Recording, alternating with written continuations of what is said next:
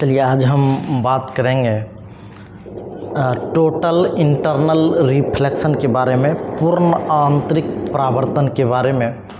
ये पूर्ण आंतरिक परावर्तन क्या है इसके बारे में हम देखते हैं। इसको बोलते हैं शॉर्ट में TIR, total internal reflection. Total internal reflection, पूर्ण आंतरिक परावर्तन। पूर्ण आंतरिक परावर्तन ये डिफाइन कब होता है? पूर्ण आंतरिक परावर्तन ये जब प्रकाश की किरण सघन माध्यम से विरल माध्यम में जा रही हो, तभी जाके ये पूर्ण आंतरिक परावर्तन हो सकता है। वो भी कब? तो पिछले क्लास में हम बताए थे क्रांतिक कोण, मतलब एक सघन माध्यम में बना एक ऐसा आपतन कोण जिसके लिए अपवर्तन कोण का मान 90 डिग्री होता था, उसको हम लोग क्रांतिक कोण कहते थे, क्रिटिकल एंगल। उसी में रिलेशन आया था क्रिटिकल एंगल और रिफ्रैक्टिव इंडेक्स के बीच का, जिसमें क्रिटिकल एंगल और रिफ्रैक्टिव इंडेक्स के बीच का जो रिलेशन था ये sin c = 1/μ हमने चर्चा किया हुआ है। तो चलिए आज हम पूर्ण आंतरिक परावर्तन के बारे में बात करते हैं। ऊपर मान लेते हैं विरल माध्यम है। विरल माध्यम को हिंदी में या अंग्रेजी में रेयर मीडियम कहते हैं। ये सघन माध्यम, इसको अंग्रेजी में डेंसर मीडियम कहते हैं। डेंसर मीडियम कहते हैं। जब प्रकाश की किरण एक माध्यम से दूसरे माध्यम में जाती है तो ये सघन माध्यम से विरल माध्यम में जाएगी। जैसे मान लो ये एक प्रकाश की किरण है, ये प्रकाश की किरण कुछ यूँ आया, ये आपतन बिंदु। तो आपतन बिंदु पे हम अभिलंब खींच रहे हैं। क्या खींच रहे हैं? अभिलंब खींच रहे हैं। ये आपतन बिंदु है, आपतन बिंदु पर ये खींचा गया अभिलंब है। तो ये आपतित किरण और अभिलंब के बीच जो कोण बनता है, इसी कोण को हम बोलते हैं आपतन कोण। अच्छा, आपतन कोण का मान, मतलब एक ऐसा आपतन कोण जिसके लिए अपवर्तन कोण का मान 90 डिग्री हो, इसी को तो हम लोग क्रांतिक कोण कहते थे। अच्छा देखेंगे, ये पूर्ण आंतरिक परावर्तन क्या होगा? जब आपतन कोण का मान, मतलब जब कोई प्रकाश की किरण सघन माध्यम में से विरल माध्यम में जा रहा हो और आपतन कोण का मान क्रांतिक कोण से अधिक हो गया। आपतन कोण का मान क्रांतिक कोण से अधिक हो गया। ये मान लेते हैं कि ये आपतित किरण है, ये आपतन बिंदु है, आपतन बिंदु पर ये खींचा गया अभिलंब है।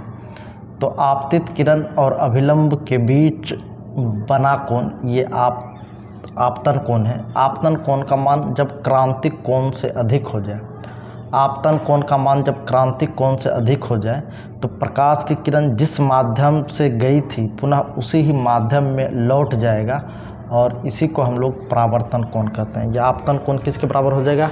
परावर्तन कोण के बराबर हो जाएगा। क्यों? चूँकि यहाँ पूर्ण आंतरिक परावर्तन हुआ है। अच्छा फिर से सुनेंगे, पूर्ण आंतरिक परावर्तन का कंडीशन क्या है? इसमें दो कंडीशन है।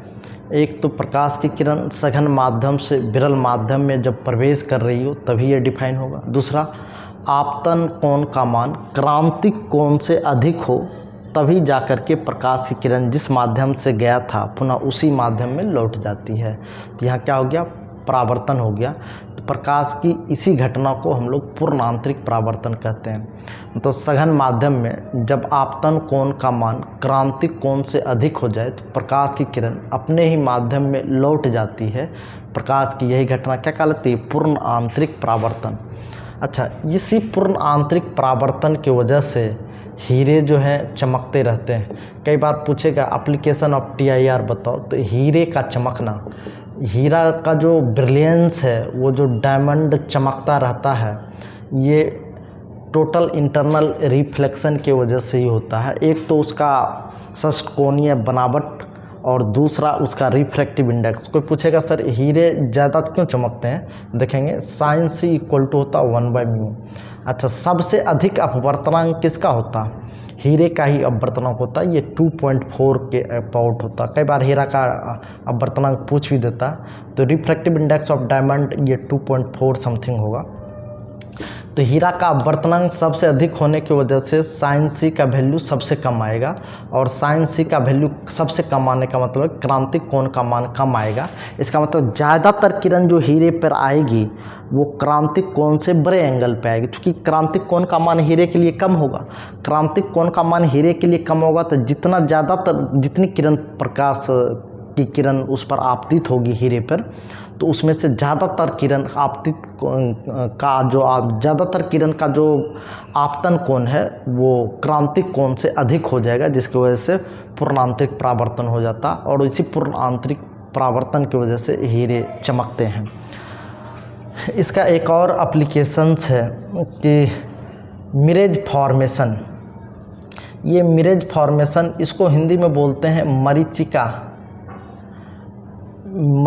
का निर्माण। मरीचिका का निर्माण, जैसे रेगिस्तान वाले इलाके में क्या होता है कि दूर दूर तक तालाब उलाब नज़र नहीं आता है, लेकिन धूप के समय में रेगिस्तान वाले इलाके में होता क्या है कि ज़मीन के संपर्क का जो एयर होता है वो गर्म हो जाता है, और ज़मीन से थोड़ा सा हाइट पे जो एयर होता है वो ठंडा होता है। तो गर्म एयर रेयर मीडियम की तरह काम करता है, और ठंडा एयर डेंसर मीडियम की तरह काम करता है। जब ऊपर से प्रकाश की किरणें आती है तो सघन माध्यम से विरल माध्यम की तरफ, मतलब एक गर्म वायु से ठंडे वायु की तरफ जाती है। तो अगर आपतन कोण से बड़े कोण पाया तो पूर्ण आंतरिक परावर्तन हो जाता है, जिसकी वजह से जानवरों या आदमी को भ्रमबस तालाब नज़र आता है। भ्रमबस तालाब नज़र आता है, लेकिन हकीकत में तालाब होता नहीं है। तो इसी को मिरेज फॉर्मेशन कहते हैं। अच्छा, ये पूर्ण आंतरिक परावर्तन के कारण होता, तो इसमें होता क्या कि जैसे तारूर का पेड़ है, लंबा लंबा पेड़ है या कोई भी पेड़ है, तो इसका पूर्ण आंतरिक परावर्तन की वजह से हवा में ही उसका उल्टा प्रतिबिंब बन जाता है, और हवा में उल्टा प्रतिबिंब बनने की वजह से उसको लगता है कि नीचे जल है, चूँकि जल में ही हमेशा उल्टा प्रतिबिंब बनता है, तो उसको यहाँ भ्रमबस जल नज़र आता है। इस तरीके का एग्जाम्पल अपने यहाँ अगर देखना हो तो दोपहर के समय में चिलचिलाती धूप में अगर स्ट्रेट रोड पे हम चल रहे होते हैं तो वहाँ भी कुछ दूर बाइक वाइक चलाते आप जा रहे होंगे, तो कुछ दूर आगे आपको छलछलाता हुआ पानी जैसा नज़र आता है, लेकिन वो भी हवा के ही डिफरेंट लेयर में मतलब रिफ्रैक्टिव इंडेक्स चेंज होने की वजह से वो टोटल इंटरनल रिफ्लेक्शंस हो जाता है। तो हवा में प्रकाश की किरण का अपवर्तन हो जाता है, परावर्तन हो जाता है। हवा में प्रकाश की किरण का क्या होता है, परावर्तन हो जाता है, जिसकी वजह से यहाँ भी मिरेज फॉर्मेशन नज़र आएगा। तो टोटल इंटरनल रिफ्लेक्शन का दो एप्लीकेशन, एक हीरा चमकता है इसी वजह से, और जानवर को भ्रमबस तालाब नज़र आता है जिसको कि मिरेज फॉर्मेशन कहते थे। और एक टर्म और हम देख रहे हैं, टोटल इंटरनल रिफ्लेक्शन से सबसे ज़्यादा जो सवाल आता है, ऑप्टिकल फाइबर में इसका उपयोग किया जाता है। ऑप्टिकल फाइबर में पूर्ण आंतरिक परावर्तन होता है, इसको बोलते हैं प्रकाशिक तंतु में। तो होता क्या है कि प्रकाशिक तंतु में प्रकाश मतलब किसी भी इलेक्ट्रिकल सिग्नल्स को ऑप्टिकल से मतलब लाइट सिग्नल्स में कन्वर्ट किया जाता है। किसी भी इलेक्ट्रिकल सिग्नल्स को लाइट में कन्वर्ट कर देता है, यानी इलेक्ट्रिकल सिग्नल्स को जैसे लाइट में कन्वर्ट कर देगा तो ये लाइट, और जैसे ये मतलब ऑप्टिकल फाइबर के अंदर पड़ता है, तो ये ऑप्टिकल फाइबर दो डिफरेंट रिफ्रैक्टिव इंडेक्स के ग्लास का बना होता है। तो सघन माध्यम से विरल माध्यम आता है, तो ये इस तरीके से हो जाता है, ये इस तरीके से हो जाता है। तो ये सघन माध्यम से विरल माध्यम में जब प्रकाश की किरण आती है तो आपतन कोण क्रांतिक कोण से जैसे ही अधिक होगा, आपतन कोण का मान क्रांतिक कोण से जैसे अधिक है तो पूर्ण आंतरिक परावर्तन हो जाता है। इसी की वजह से प्रकाशिक तंतु में ऑप्टिकल सिग्नल्स यानी लाइट सिग्नल्स को आसानी से एक जगह से दूसरे जगह ट्रेवल करवाया जाता है। इलेक्ट्रिकल सिग्नल्स में क्या होता है, तार के माध्यम से करंट को एक जगह से दूसरे जगह भेजा जाता है। लेकिन ऑप्टिकल फाइबर में क्या होता है कि ऑप्टिकल फाइबर में ये इसकी जो रेशेदार परत होते हैं, रेशेदार एक तरीके का तार कह सकते हैं, जिसको दो डिफरेंट रिफ्रैक्टिव इंडेक्स यानी दो अलग अलग अपवर्तनांक वाले कांच से कोटेड किया जाता है। तो सघन माध्यम से विरल माध्यम में आने पे क्रांतिक कोण से बड़े कोण प्राप्तित होती है, तो पूर्णांतरिक परावर्तन के साथ ये प्रकाश की किरण एक जगह से दूसरे जगह चली जाती है। तो ये जो आप लोग स्टेथोस्कोप का नाम सुने होंगे, एक डिवाइस है जो डॉक्टर वगैरह कान में लगाता है, सिंपल आम बोलचाल की भाषा में उसको आला कहते हैं। तो वो स्टेथोस्कोप में भी इसी ऑप्टिकल फाइबर का उपयोग किया जाता है। ऑप्टिकल फाइबर कई बार पूछता ऑब्जेक्टिव में ऑप्टिकल फाइबर किस सिद्धांत पे कार्य करता है। तो ऑप्टिकल फाइबर जो है पूर्ण आंतरिक परावर्तन यानी टोटल इंटरनल रिफ्लेक्शन के सिद्धांत पे काम करता।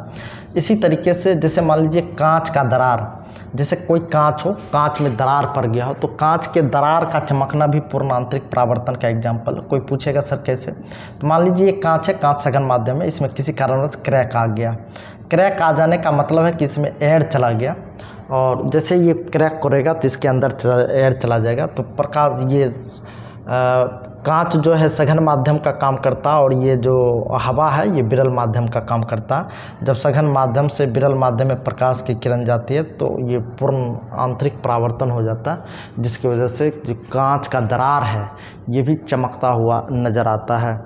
ये सब डिफरेंट एग्जाम्पल्स थे, उदाहरण थे पूर्ण आंतरिक परावर्तन का, जिसमें सबसे ज़्यादा ऑप्टिकल फाइबर के बारे में पूछा जाता है कि ऑप्टिकल फाइबर किस सिद्धांत पे आधारित है या कैसे काम करता है।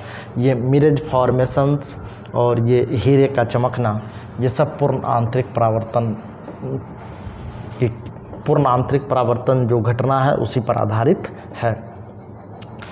अब इसी पूर्ण आंतरिक परावर्तन की वजह से कई बार क्या होता है कि एक्वेरियम के अंदर अगर कोई लाइट जलाया जाता है तो वो पूरा का पूरा लाइट रेयर मीडियम में नहीं आ पाता है, तो कुछ वृत्ताकार रेंज में ही प्रकाश की किरण बाहर आ पाता है। तो आपको कई बार वो relation between the refractive index and height और उसके रेडियस ऑफ सर्कुलर पाथ या सर्कुलर एरिया, जिस एरिया में लाइट बाहर निकलेगा उसके बीच रिलेशन निकालने दे देता है। तो हमने क्या कहा, पूर्ण आंतरिक परावर्तन की वजह से एक्वेरियम यानी सघन माध्यम के अंदर अगर कोई बल्ब जलाएं तो वो बल्ब का साथ, जैसे अभी क्या होता है कि एयर में अगर हम बल्ब जलाते हैं तो ये बल्ब का लाइट चारों तरफ समान वेग से हर तरफ फैलता, और ऑल पॉसिबल डायरेक्शन में ये प्रकाश की किरण फैलता हुआ नज़र आता है। लेकिन जब कभी भी सघन माध्यम में आप प्रकाश, जैसे मान लीजिए सघन माध्यम में यहाँ हमने लाइट जला दिया, तो ये लाइट का जो प्रकाश की किरण है कुछ ही एरिया में बाहर निकल पाता है। तो पूछेगा ये कितने एरिया में बाहर निकल पाएगा वो बताएं, या कितने एरिया को प्रकाशित कर पाएगा। ये मान लेते हैं सघन माध्यम है, सघन माध्यम को डेंसर मीडियम कहते हैं। क्या कहते हैं? डेंसर मीडियम कहते हैं। और इसका जो रिफ्रैक्टिव इंडेक्स है म्यू1 है। और ये विरल माध्यम है, विरल माध्यम को रेरर मीडियम कहते हैं। क्या कहते हैं? रेरर मीडियम कहते हैं। और इसका जो रिफ्रैक्टिव इंडेक्स है ये म्यू1। तो देखो ये एक प्रकाश की किरण है, प्रकाश की किरण, ये ढेर सारा प्रकाश जाएगा। तो प्रकाश की किरण ढेर सारा जाएगा, लेकिन बाहर कौन सा निकल पाएगा ये देखने की बात है। तो बाहर कब तक निकलेगा? जब तक आपतन कोण का मान क्रांतिक कोण से कम है तब तक प्रकाश की किरण विरल माध्यम में जाएगा। लेकिन जैसे ही आपतन कोण का मान क्रांतिक कोण के बराबर हो जाएगा तो प्रकाश की किरण बाहर निकलना क्या हो जाएगा? बंद हो जाएगा। तो हम मानते हैं कि ये एक बिंदु है, जिस बिंदु पर आप अभिलंब हम खींचे हैं, तो इस अभिलंब और आपतित किरण के बीच जो कोण बना है ये मान लेते हैं क्रांतिक कोण है। क्रांतिक कोण होने का मतलब कि अब किरण अपवर्तित हो जाएगा, लेकिन कितने डिग्री पे? 90 डिग्री पे। इसके बाद जो भी प्रकाश की किरणें आएगी वो परावर्तित होकर के लौट जाएगा। क्यों? क्योंकि अब जो भी प्रकाश की किरणें आएगी अब आपतन कोण का मान क्रांतिक कोण से क्या हो जाएगा? अधिक हो जाएगा। यहाँ आपतन कोण का मान क्रांतिक कोण के बराबर है, लेकिन इसके बाद जो कोई भी प्रकाश की किरणें जाएगी वो आपतन कोण का मान क्रांतिक कोण से अधिक होने के कारण पूर्णांतरिक परावर्तन हो जाएगा। मतलब इसको सोर्स एस मान लेते हैं, इसको ओरिजिन ओ मान लेते हैं। तो ओ से ये लास्ट पॉइंट पी है, तो ओ से पी तक के दूरी को हम लोग आर कहते हैं। तो यहाँ से यहाँ तक की दूरी को क्या कहते हैं? आर कहते हैं। तो चलो देखो, ये भी एक प्रकाश की किरणें हैं, ये भी एक प्रकाश की किरणें हैं।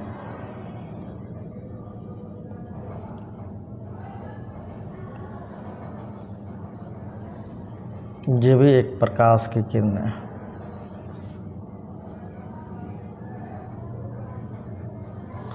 तो देखो ये यहाँ जो किरण आपतित हुआ है, इस आपतन कोण का भी मान लेते हैं क्रांतिक कोण के बराबर है। मतलब ये लास्ट बाउंड्री है जहाँ तक प्रकाश की किरण गई। अब इसके बाद जो भी प्रकाश जाएगी वो पुनः इसी माध्यम में लौट जाएगी। मतलब इसके बाद अब प्रकाश रेयर मीडियम में नहीं जा पाएगा। तो किसी एक पॉइंट के चारों ओर समान दूरी पर स्थित एक ऐसा बिंदु, तो इस बिंदु को जब हम घेरेंगे ये लगभग वृत्ताकार पथ नज़र आएगा। ये कैसा नज़र आएगा? वृत्ताकार पथ नज़र आएगा। तो इसी वृत्ताकार पथ में यहाँ से O से P तक की दूरी जो रेडियस R है, इसी R दूरी तक में प्रकाश की किरण बाहर निकल पाएगा और उसके नीचे बाद बाकी जो भी प्रकाश की किरणें जाएगी उसके बाद तो वो पुनः जिस माध्यम से गई थी प्रकाश की किरण उसी माध्यम में लौट जाएगी। तो अब हमको इसी के रिफ्रैक्टिव इंडेक्स और हाइट वाइट के बीच रिलेशन निकालना है। तो हम एक काम करते हैं, ये क्रांतिक कोण C है, तो ये भी क्रांतिक कोण क्या होगा? C ही होगा, क्योंकि आपतन कोण का मान यहाँ क्रांतिक कोण के बराबर है। ये अगर C हो गया तो ये भी क्या होगा? C। एक मतलब एकांतर कोण की वजह से C। तो इसमें स्नेल के नियम को अगर हम लगाते हैं, स्नेल के नियम से, तो स्नेल का नियम कहता है किसी एक माध्यम का रिफ्रैक्टिव इंडेक्स और इस माध्यम में किरण और अभिलंब के बीच बने कोण की ज्या, दूसरे माध्यम का रिफ्रैक्टिव इंडेक्स और इस माध्यम में किरण और अभिलंब के बीच बने कोण की ज्या के गुणनफल के बराबर होता है। तो μ2 sin C = μ1 sin 90। चूँकि आपतन कोण का मान जैसे क्रांतिक कोण के बराबर होगा तो अपवर्तन कोण का मान 90 डिग्री होना है। तो μ2 sin C = क्या हो जाएगा? μ1। तो sin C = हो जाएगा μ1/μ2। अब देखेंगे sin C का वैल्यू, चूँकि ये क्रांतिक कोण बड़ा कोण होता है तो इसको हम लोग sin C = C लिखेंगे नहीं। तो sin C के लिए हम वैल्यू लिखना चाहें तो लंब बटे कर्ण। तो लंब कितना होगा? तो लंब जो होगा OP sin C = क्या होगा? लंब तो OP और कर्ण क्या? तो SP, OP बटे SP। तो इसको लिख सकते हैं OP बटे SP = μ1/μ2। अच्छा, O से P के बीच की दूरी को हम क्या कहते हैं? R। O से P के बीच की दूरी को R कहते हैं और S से P के बीच की दूरी को हम क्या कह सकते हैं? ये कर्ण है, ये हमको पता नहीं है, लेकिन ये त्रिज्या था और इस हाइट को हम अगर h मान लें, इस हाइट को अगर हम h मान लें तो ये कितना हो जाएगा? √r² + h²। रूट, चूँकि ये कर्ण का काम करेगा तो ये लंब हो जाएगा और ये आधार हो जाएगा। ये लंब और आधार, तो √r² + h² = μ1/μ2। अच्छा, ये स्क्वायर आ गया तो स्क्वायर रूट है तो ये परेशान करेगा। तो इस स्क्वायर रूट को हटाने के लिए दोनों ओर वर्ग कर देते हैं। तो दोनों ओर वर्ग करने पर जैसे वर्ग करेंगे तो r² = ये रूट गायब हो जाएगा, तो r² + h² = μ1²/μ2²। अब इसको क्रॉस मल्टीप्लिकेशंस कर देंगे, तो μ2² r² = μ1², ये r² + h²। तो इसको जैसे ही अंदर हम मल्टीप्लाई करेंगे तो ये कितना हो जाएगा? μ2² r² = μ1² और प्लस ये μ1² h²। तो देखो इस रेडियस को एक साथ हम करना चाहेंगे, चूँकि r का रिलेशन निकालना है।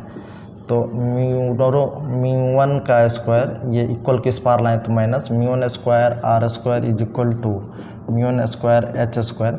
इसी में r² कॉमन ले लें तो μ2² - μ1² = μ1² h²। तो r² = μ1² h² डिवाइडेड बाय μ2² - μ1²। तो ये r² था, तो r = बचेगा √μ1² μ1 square H square divided by μ2 square minus μ1 square. तो इसमें इस तरीके का ये रूट अंडर आ गया। तो हम चाहेंगे तो रिफ्रैक्टिव इंडेक्स यहाँ बाहर भी निकल सकता है, लेकिन निकालेंगे नहीं। तो ये रेडियस और उसके हाइट के बीच का रिलेशंस आया। ये रेडियस कौन सा रेडियस है? डेंसर मीडियम में जब किसी भी लाइट को हम जलाते हैं तो डेंसर मीडियम से जो रेरर मीडियम में आने वाली प्रकाश की वृत्ताकार एरिया है, उस वृत्ताकार एरिया का रेडियस आया। रेडियस और हाइट के बीच, मतलब कितने ज़्यादा हाइट में या कितनी हाइट में बल्ब जलाए या कितनी गहराई में जो बल्ब जलाए तो कितना रेडियस का वृत्ताकार पथ वो लाइटेड होगा रेरर मीडियम में। इस बात के लिए ये रिलेशन बता रहा है। इसी में यदि हम μ1 = 1 कर दें, यदि मान लीजिए μ1 = 1 हो जाए, किसके लिए? हवा के लिए या निर्वात के लिए, तो μ1 = 1 कर देंगे तो μ2 को μ2 काहे करेंगे, सीधा म्यू कर देंगे। तो r क्या हो जाएगा? √1, μ1 का वैल्यू 1 हो जाएगा, तो √h square divided by μ square minus 1। तो r बचेगा h divide √μ square minus 1, h divided by √μ square minus 1। ये relation between the radius and depth of the source और उसके रिफ्रैक्टिव इंडेक्स के बीच का ये रिलेशन है। रेडियस और उसके हाइट के बीच का रिलेशंस है और रिफ्रैक्टिव इंडेक्स के साथ। तो ये रेडियस इक्वल टू कितना होगा? h upon √μ square minus 1। और यहाँ म्यू क्या है? तो म्यू जो है ये refractive index of denser medium है। और ये r क्या? तो radius of the circular area, जिस सर्कुलर एरिया में लाइट जो है ये बाहर निकल पाता हो वो है। इसी में अगर सिर्फ h का वैल्यू निकालना हो तो h इक्वल टू लिख सकते हैं r√μ स्क्वायर माइनस 1। तो चलिए अगले दिन हम जो बात करेंगे, अब अगले दिन हम refraction from the spherical surface, refraction from the spherical surface, जहाँ की μ2/v minus μ1/u equal to μ2 minus μ1 divided by r। इस फार्मूले को प्रूव करने के लिए हम बताएंगे। और बाद में एक महत्वपूर्ण फार्मूला है जो लेंस मेकर फार्मूला कहा जाता है, लेंस निर्माता सूत्र कहा जाता है, वो भी 5 नंबर में बोर्ड एग्जाम में बार बार पूछा जाता है, उसके बारे में भी हम जिक्र करेंगे। तो चलिए आज भर हम इतना ही क्लास को छोड़ेंगे। हिंदी माध्यम के बच्चे जो बिहार बोर्ड से हो या CBSE बोर्ड से हो, हिंदी माध्यम में जो लोग पढ़ना चाहते हैं उसके लिए हम अभी सीरीज स्टार्ट किए हैं। तो आप लोग को अगर ये वीडियो हेल्पफुल लगता हो तो निश्चित रूप से आप इसको सब्सक्राइब कर लें और दोस्तों को भी भेजें ताकि सभी को फ़ायदा मिल सके। तो चलिए आज भर हम इतना ही छोड़ते हैं। अब हम अगले दिन 2 महत्वपूर्ण फार्मूले को प्रूव करेंगे। धन्यवाद।